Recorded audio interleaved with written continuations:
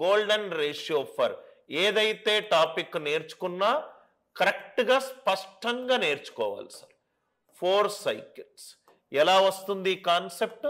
an is equivalent to p into x power n.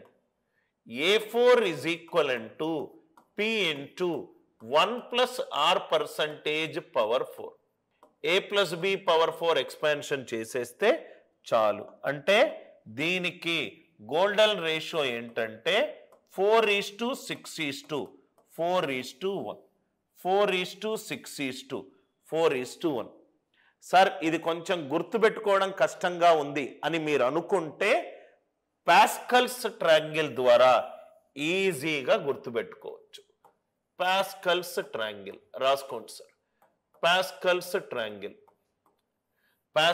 Triangle అద్భుతమైన concept. Binomial థియరంలో ఎక్కువగా ఉపయోగపడుతుంది, కానీ ఇక్కడ దాని యూసేజ్ ఉంది, అది చూద్దాం.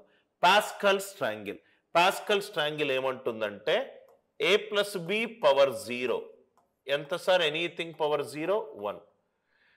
a plus b పవర్ 1 అంటే a plus b. a కి ముందు 1 ఉంది, b కి ముందు 1 ఉంది. ఇలా a plus b చేయకుండా పాస్కల్ ఒకటి ప్రతిపాదించాడు. అదేంటంటే సార్, ఈ 1ని లెఫ్ట్ సైడ్ 1 రాశాను, రైట్ సైడ్ ఏదైతే ఫస్ట్ వాల్యూ ఉందో అది లెఫ్ట్ సైడ్ ఫస్ట్ రాయండి, ఏదైతే రైట్ సైడ్ ఉందో అది రైట్ సైడ్ రాయండి. మిగిలిన వాల్యూలు వరుసగా యాడ్ చేయండి. 1 + 1 ఎంత? 2. లెఫ్ట్ సైడ్ ఏదైతే వాల్యూ ఉందో అది లెఫ్ట్ సైడ్ రాయండి, రైట్ సైడ్ ఏదైతే వాల్యూ ఉందో అది రైట్ సైడ్ రాయండి. 1 + 2 3, 2 + 1 3. లెఫ్ట్ సైడ్ ఏదైతే వాల్యూ ఉందో అది రాయండి, రైట్ సైడ్ ఏదైతే వాల్యూ ఉందో అది రాయండి. 1 + 3 ఎంత? 4. 3 + 3 ఎంత? 6. 3 + 1 ఎంత? గోల్డెన్ రేషియో గనక మీరు మర్చిపోతే చాలా ఈజీగా లెఫ్ట్ సైడ్ వాల్యూలన్నీ తీసేయండి, మిగతావన్నీ గోల్డెన్ రేషియోలే. చక్రవడ్డీ మొదటి సంవత్సరానికి గోల్డెన్ రేషియో 1. చక్రవడ్డీ రెండో సంవత్సరానికి గోల్డెన్ రేషియో 2:1. చక్రవడ్డీ మూడో సంవత్సరానికి గోల్డెన్ రేషియో 3:3:1. చక్రవడ్డీ నాలుగో సంవత్సరానికి గోల్డెన్ రేషియో 4:6:4:1. అందరికీ లాజిక్ పర్ఫెక్ట్గా క్లియర్ అయింది అనుకుంటా. చక్రవడ్డీ ఈ పాస్కల్ ట్రయాంగిల్ గుర్తుపెట్టుకుంటే ఎలా వచ్చింది sir? Pascal triangle a + b power 0 1, a + b power 1, a + b. ఈ 1 లెఫ్ట్ సైడ్ రాయండి, ఏదైతే నెంబర్ ఉందో అది రైట్ సైడ్ రాయండి. 1 లెఫ్ట్ సైడ్, 1 రైట్ సైడ్. 1 + 1 2. 1 ఏదైతుందో లెఫ్ట్ సైడ్ రాయండి, రైట్ సైడ్ ఏదైతుందో అది మళ్ళీ రాయండి. 1 + 2 3, 2 + 1 3. లెఫ్ట్ సైడ్ ఏదైతే 1 ఉందో అది ఇటుపక్క రాయండి, రైట్ సైడ్ ఏదైతుందో అది ఇటుపక్క రాయండి. 1 + 3 4, 3 + 3 6, 3 + 1 4.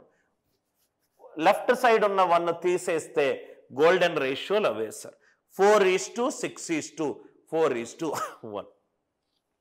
ఒక ఎగ్జాంపుల్ చేద్దాం. r percentage is 1200.